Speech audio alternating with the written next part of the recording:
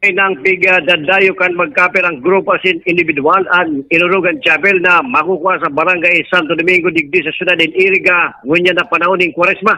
Antes na makuha ang mismong taas kan Inurugan Chapel, masakripisyo na mo ng masakat ang mapasiring digdi asin dalampasan o sasakatunan mabot sa sobra sa 160 ng step sa patas tuyong panahon ng Kwaresma.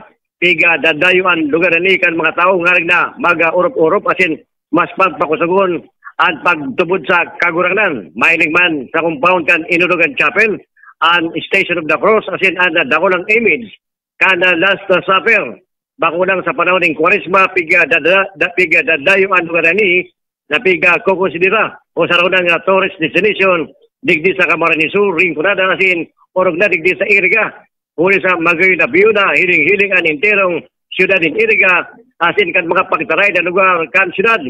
Masirbi man na family bonding kan mga magpapamilya na nagpapasiring digdi. Asin kan iba pang grupo asin individual na pinipiling magpasyal sa lugar ni ulit at tuninong asin salbadong lugar na pagpasyaran. Para sa 96.7 Rinconada News FM, ako po si Bong Ferrer, nagbabalita ng tapat, naglilingkod ng sapat.